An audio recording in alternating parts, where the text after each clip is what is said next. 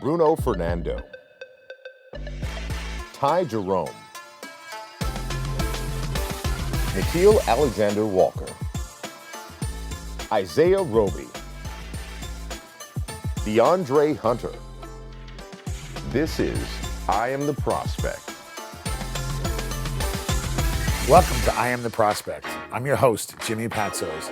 This year's NBA draft has so many great stories, but none might be as unique as Bruno Fernando's journey from Angola to the University of Maryland College Park.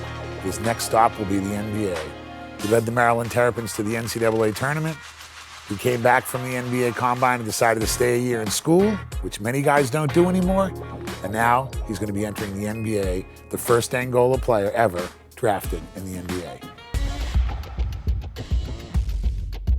I got it in my hands. I got that opportunity in my hands that I can't drop. I gotta grab it with your hands, because there's 1,000 other kids that wish they were in my position, that were sitting in the chair. So just to think of that and know that I got a whole country in my back, a whole country that is dreaming about the same thing I'm dreaming of every single day, and I'm working hard towards making it a reality. Luanda, Angola, the capital of a basketball-mad country in Southwest Africa, home to 2.5 million people, and the home of Maryland forward Bruno Fernando.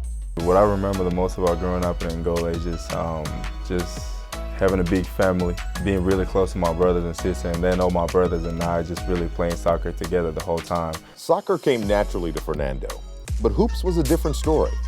He didn't start playing basketball until age 9, and he almost gave it up soon after. The first 6 months were just, oh my God, the first 6 months were bad. I was like, I don't know if I can do this anymore.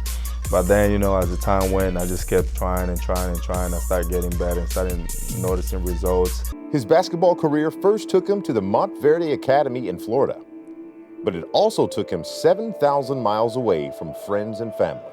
It was tough. Even in college, it was times where I was like, man, I look at my teammates, I look at the stands, and their parents are all there. Like, there's a family section, like the whole family's there to watch them play, but I never saw like my mom or my dad there to watch me play, and it was hard for me at times. By the time he arrived in College Park, Fernando began feeling more at home, and he was able to embrace the small but strong Angolan community in the Washington area. So after every game, he would tell us about how frustrated he was with double teams, all the coverage, all defense that he had to face, and we were just there to support him. We're trying not to put him under pressure, like always talking about basketball, because that's his daily life already. As his cheering section grew, so did Fernando's game.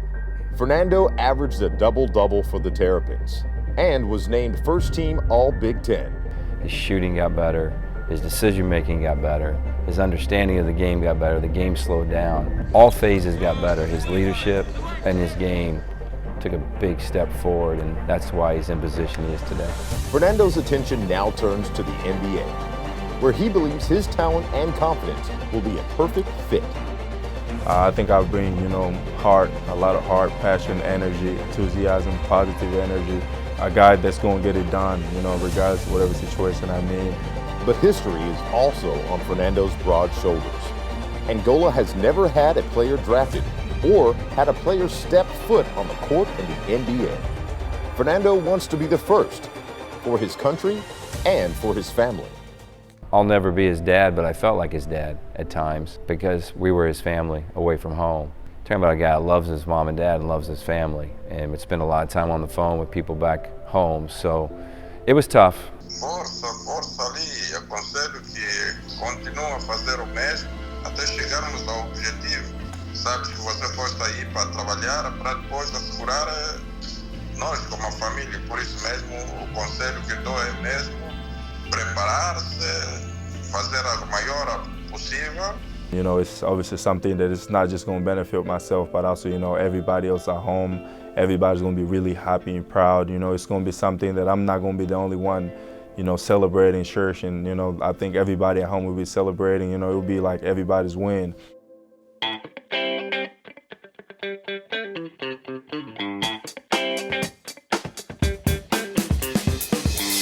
So grateful to have Coach Mark Turgeon here, coming off an NCAA bid, a tough loss to LSU, but a great win over Belmont. And Bruno was tremendous all year for you. I want to start to talk about his progress, not only this year, but where you see him going. Well, at the end of his freshman year to the end of his sophomore year, he really improved at a high level in all phases. I mean, catching the ball, shooting the ball, finishing around the basket, defensively, a better leader. I don't know if I've ever had a player improve as much as he did from one year to the next, so it was exciting. So I walked in here earlier, asked Coach Turgeon about free throw line jumpers, and you think Bruno can eventually become a three-point shooter, which is so important in today's game. Yeah, so he was an excellent free throw shooter for us. I think he made 3 threes this year for us. Our goal was for him to shoot more threes this year, but it didn't work that way. So, about December, we said, hey, Blake Griffin only made 6 threes in college. So for us right now, we just need you around the basket doing some things, 15 to 17 footers you can knock down, which he did. He is an excellent shooter. I tell every NBA guy that calls me that he's a much better shooter than he showed here. And I think that's what's been good for him in these workouts. He's really shot the ball well. He came back for a year. How important was that in his development? Well, the best part about the whole thing, Jimmy, is he listened to me. He trusted me, believed in what I was telling him. He would be in the G League right now, probably would never make it. Now he has a chance to be a first rounder. So the best thing that Bruno did is he came back and he bought all the way in. He embraced the crowd, he embraced the fan base. And I think love his emotion. Yeah. And we had to channel it. He was a really emotional kid. Highs and lows came quickly. This year was more highs, and he stayed level-headed, but just love the kid. He did some amazing things for me personally and for our program. Coach, we really appreciate it. Most importantly, tell your wife, Ann, who's the best, hello. I will. We're all behind you. You're doing a great job. You got this thing steamrolling. Take care. Ty Jerome just won a national championship and is headed to the NBA. Not bad for someone who has been overlooked his whole career. And I joined Virginia Associate Head Coach Jason Williford in the film room as he shows us how UVA rode their Big Three to a title this past April.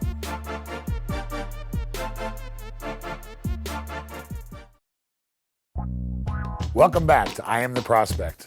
I'm Jimmy Patzos, and our next look will be at Ty Jerome, who came from the streets of New York City to the University of Virginia, led them to the national title, and now will be realizing his dreams of becoming an NBA player. Ty Jerome is a person that wasn't given anything. He wasn't even a starter his first year at the University of Virginia, and now he will be drafted in the NBA and realizing his dreams of becoming a pro point guard.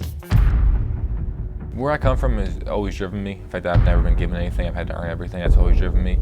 But it's also just, the more adversity you go through, the more easier it is to handle adversity at the next level. This guy's dynamic. He's a player that makes other people around him better. He was always one of, if not the most skilled kid on the court. Nothing was handed to me in high school, so I didn't expect anything to be handed to me in college. New York City, the mecca of hoops. From Lou Alcindor to Tiny Archibald.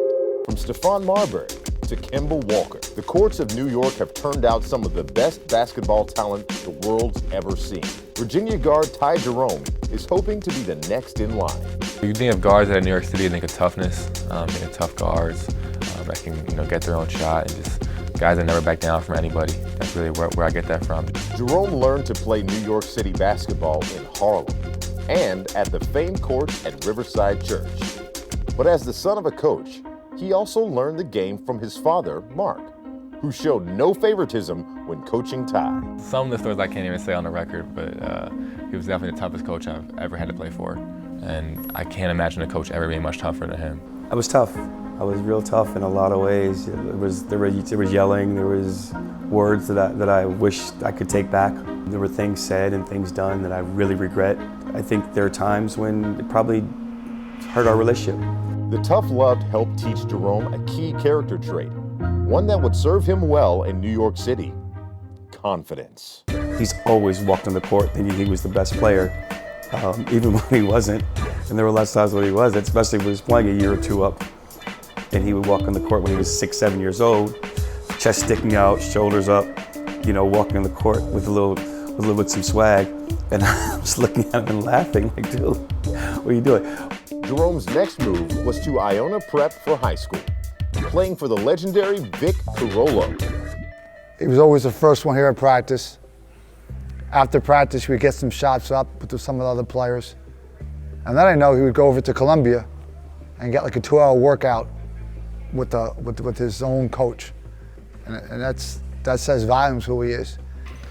Lucky not to get a second foul. Ty Jerome with the behind the back dribble and pull-up jumper to give Iona Prep back the lead. We just built the relationship slowly, and by my senior year, we were getting lunch together, getting dinner together, working out together after practice. So I'm still in touch with him, to this day, and hopefully will be for as long as I know. So, I love Coach Vic. Jerome from deep. During his time at Iona Prep, Jerome managed to catch the attention of Tony Bennett and Virginia, who offered him what most big programs wouldn't, a scholarship. His AAU coach calls me up and says, Tony Bennett's going to call you up and offer a scholarship. And I'm like, yeah, whatever. So he called me the next day and offered Ty a scholarship. And at the time, I felt like I hit the lottery. It was my biggest offer, and honestly, I don't think it gets much bigger than Virginia. At that time, they just won the ACC. When I went to visit, I fell in love with the place. I committed 2 days later. For Ty Jerome, the same doubts about his game followed him from New York City to Charlottesville. But under the Cavaliers coaching staff, his game blossomed quickly.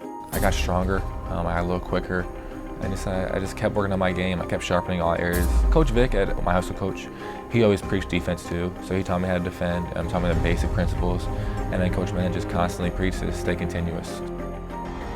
Obviously he got stronger, was able to take bumps.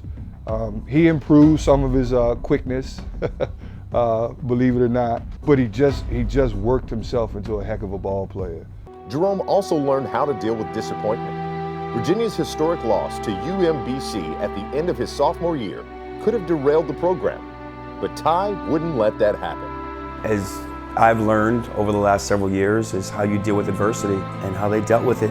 They were a lot more resilient than I was. I struggled more than the players did, which is good. And their ability to be resilient and their ability to understand and say, this is not it for us. This is like not the end of the world. This is not the last breath of our life. He had a conversation with Coach Bennett, and he said, we'll be okay. We're gonna grow from this, we're gonna learn from this. That moment spearheaded what we were able to do this year.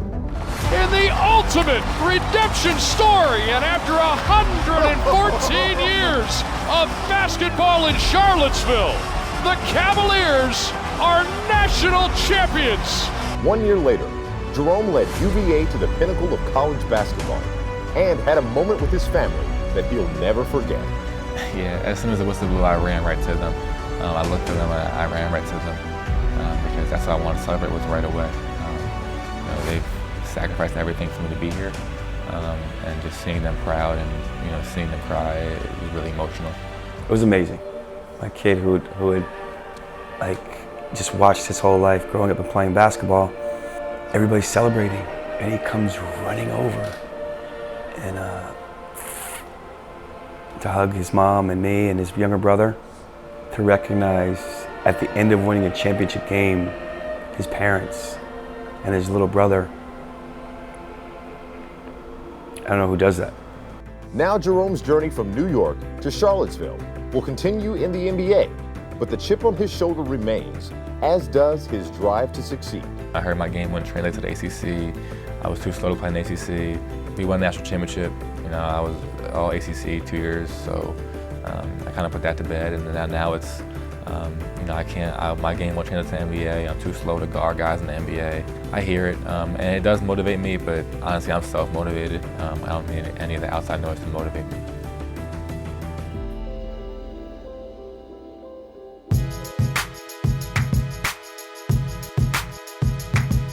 Jimmy Patsos here, lucky to be with Jason Williford, who not only played at the University of Virginia, helped lead him to a national title as one of the top assistant coaches in the country. For those of you who like to watch the game from the coach's side of the view, this is a great opportunity to learn what it's like to watch video with an expert like Jason Williford. What we're going to do here is try to watch how DeAndre Hunter, Ty Jerome, and Guy all got better as the season went along, and they all got better as their 3 and 4 year careers went along. Jason Williford is going to take us through how they evaluate tape and how they show players the progress they make from game to game and year to year. Coach Williford, thanks for having us. Jimmy, so we're just watching Dre. This is from 2 years ago. And you see how he rushes in this mid-post, you know, not staying with his shot, not attacking when he needed to attack. And as he got older, so now we go into 18, 19, it's attack. All right, jab, attack the top foot, go to the basket, finish. Looks stronger on tape too. Looks a little more defined. Bigger, stronger. Had a little guy on him, had a mismatch, he attacked the mismatch. Here, plays through a bump, gets hit and one, no foul call, but Florida State, a super physical team. For those of you watching, Florida State's probably one of the most physical teams in the country, and here he is taking it straight to him. Physical, length, you know, good size. You got the kid Cabin-Gelly right there at 25, in help, but Dre's able to attack, splits the double team, goes and scores through contact. All right, this was from not this past year, but the year before, kind of just playing off of a screen, attacking, but rushing. Not finishing.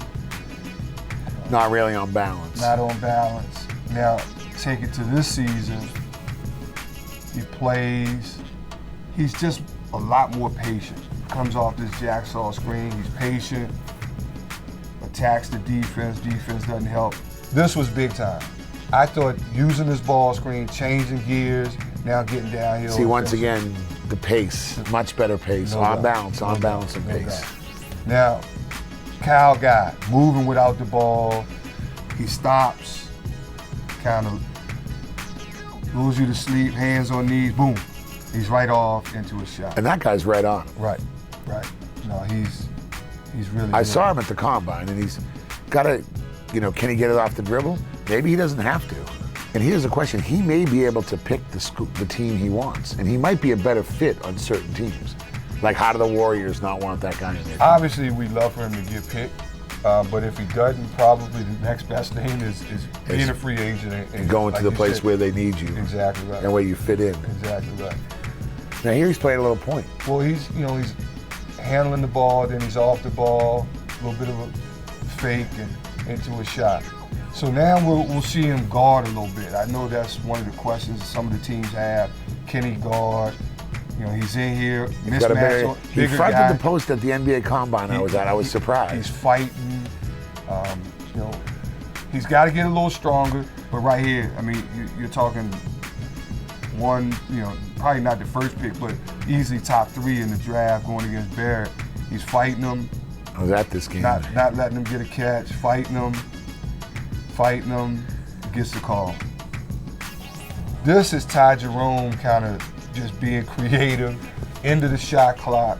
All he does is prove everything. They say he can't make shots. There's creating your own shot. He's got a little Steve Blake in him in terms of people when Blake came out, they weren't sure he was going to make it. Steve Blake played 12 years in the NBA. He made tougher shots than you thought. I mean, if that's not NBA 3 range, I don't know what is. That's deep. That's deep. We wish you guys the best. You have 3 guys that could potentially get drafted, national championship. Congratulations. And they were lucky to have you as their coach. Thank you. We're not done yet. Nickeil Alexander-Walker's journey to the NBA started in Toronto. Went through Chattanooga, Tennessee, with a stop in Blacksburg, Virginia. His story is next on I Am the Prospect.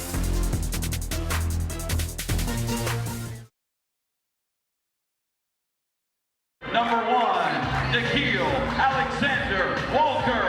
Number 2, Shai Gilgeous-Alexander. You guys used to play one-on-one. What were those games like? We've almost fought a couple times when we were younger. Shai Gilgeous-Alexander, starting point guard for the Clippers, is my cousin. We won me most of the time, obviously. One-on-one, I feel like I won the most. Stories get skewed with him. Is he gonna agree with you? Probably not, but he's alive. My name is Nickeil Alexander-Walker, and I am the prospect. Toronto, Ontario, Canada. In 2019, it's basketball, not ice hockey, sweeping over the nation for the first time ever in the country's history.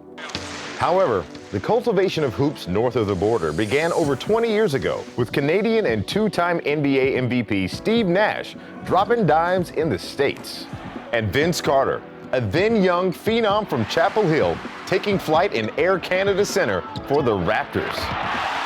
Toronto loves Vince. Vince Carter definitely gets full credit for putting Toronto on the map. Nash and Carter's efforts inspired the youth growing up in Canada to lace up the high tops instead of the skates. We the North, you look at the game continually growing. Our kids are becoming NBA players at an alarming rate. It's been like an invasion of talent, and not just of talent, but character. Definitely showing, that Canada has some good players and that we're on the rise. The NBA and U.S. produces great players, and now Canada is showing that we also do the same. So it's not hard to believe that Nickeil Alexander-Walker's love of the game blossomed at an early age, especially growing up with his cousin, Shai Gilgeous-Alexander.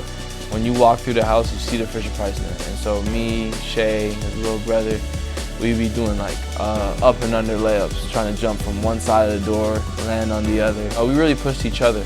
We knew we had the same goal, so we fed off each other. He's more of a jump shooting guard, more of a tap the basket guard, but we got a lot of the same similarities. As the Bible says, iron sharpens iron, so he was everything I needed, and I tried to be everything he needed. And while their individual basketball paths separated them in Canada, it was in the U.S. where both Nickeil and Shai were reunited at Hamilton Heights Christian Academy in Chattanooga, Tennessee.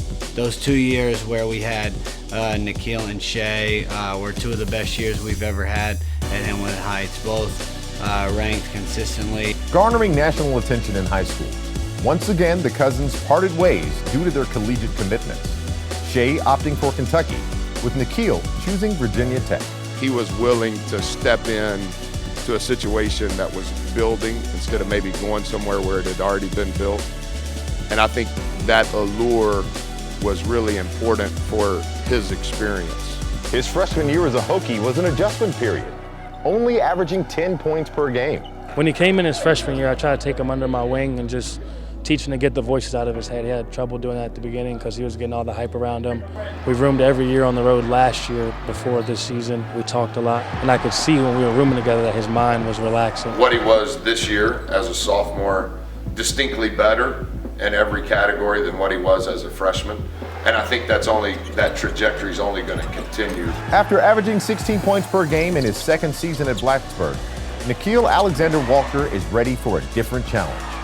Not only will he be following in Shai's footsteps of being drafted, but he'll also extend the pipeline of Canadians making it to the NBA. But I never thought we'd have 10, 12 NBA players. This is definitely a golden generation for us. Everything that you dreamed of as a kid, and that's what it's really about, just the opportunity and giving me the chance to fulfill a dream.